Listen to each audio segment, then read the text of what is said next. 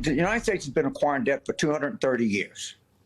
In the 4 years that Trump was president, 25% of that debt was accumulated. 1/4 of the debt of the United States, 230 years, was accumulated in the 4 years that Trump was in power. James Carville laying it out. Fact check, true. In those 4 years that Trump was in office, the nation's debt rose by far over $7 trillion.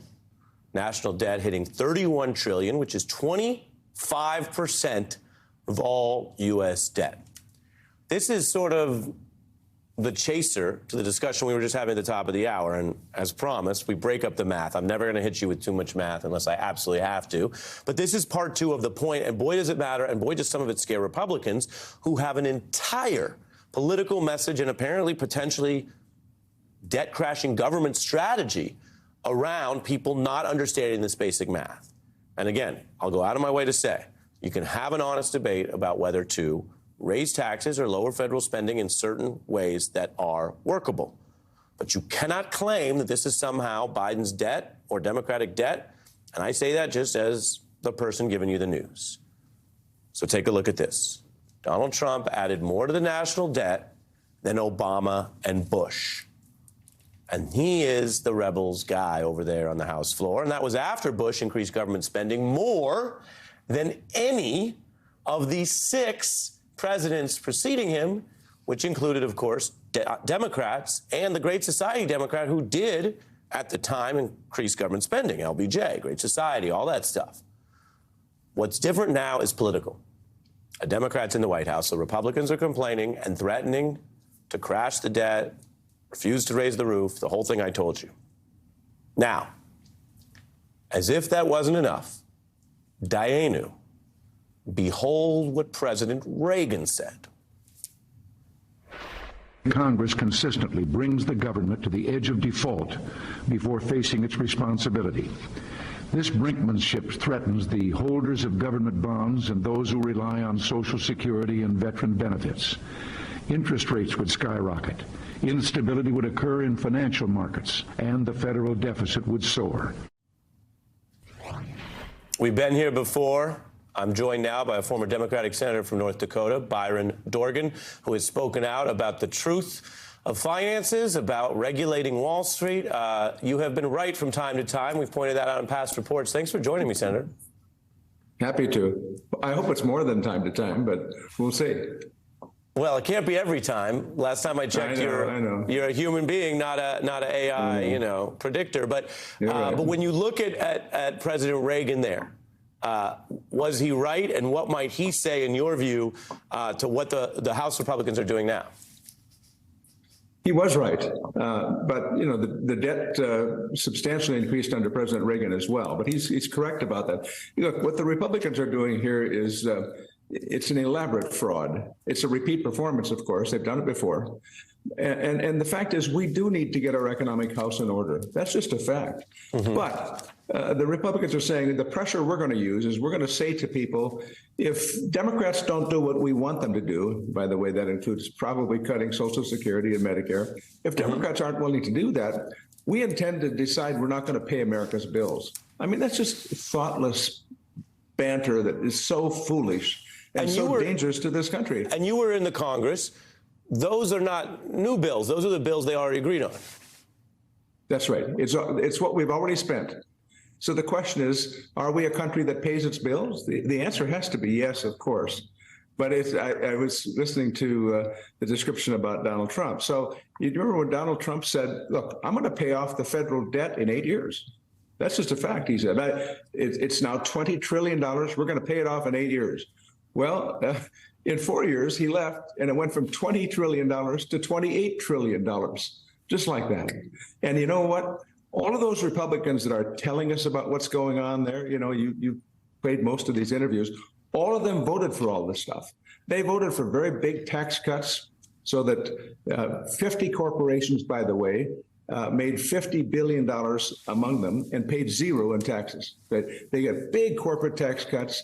It was a $2.3 trillion hit on federal deficits. And they also paid for various, they wanted to spend, and they did spend substantially more money on defense spending in many cases, $60 and $80 billion in 1 year. And so the fact is, all of those folks that are now talking about not paying our bills are exactly the ones that have driven up this federal debt in a way that I think is dangerous. So we have to get our fiscal house in order. There's no question about that.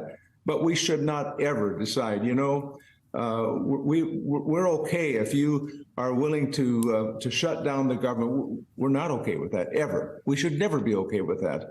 And we should say to them, we're not negotiating with you under this pretense. We're not going to let you shut down the government. And then we go from there and start seeing are there responsible, sober people that are willing to sit down and talk about how we get this fiscal policy under some control. There are hopefully some sober people in dry January, Senator, but I know what you mean. Let me play a little bit of George W. Bush on all this. I sent Congress a request for emergency war funding that our troops urgently need. I'll work with Congress to pass a clean bill that funds our troops without handcuffing our commanders.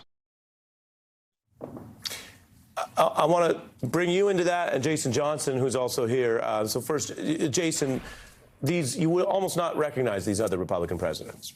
Right. Well, because no one's paying attention to history, right? History would show us that you have Reagan, you have several presidents who've said, look, this is not a good idea, but the Republicans keep going along with it anyway. That is part of the issue that we have here. But the other thing is this. We have to make sure that the public understands that some of the metaphors that are being used are also wrong. They always say, hey, if you have a family budget, blah, blah, blah. You can't put a cap on your kids. Right? I mean, you really can't put a cap on your kids.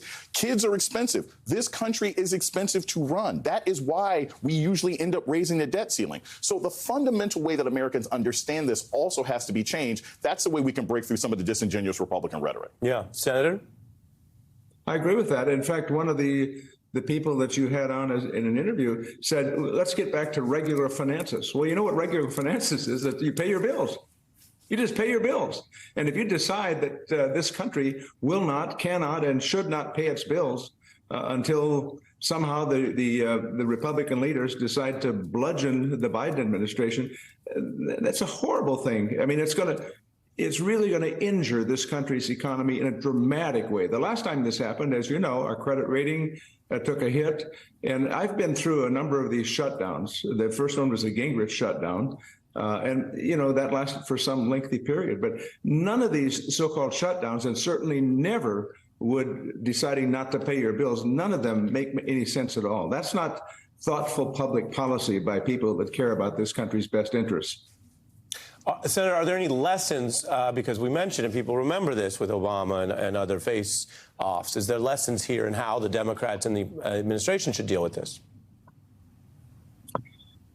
Well, I hope the first lesson is do not cave in to people that are going to do to you what Senator Cruz and others are pledging to try to do. Don't cave into that, because it's wrong for the country. But these are very difficult. And the fact is, we have a Congress with very narrow margins, as you know, in both the House and the Senate, very little bipartisanship, very little interest by people of compromising, which is the lubrication of democracy. It's always been the lubrication of democracy when we compromise and decide, let's find the middle ground here to see if we can do the right thing. But the middle ground should never be that our country decides not to pay its debts, ever. Understood. Senator Dorgan, always good to see you. Jason Johnson, in more than one segment, appreciate you.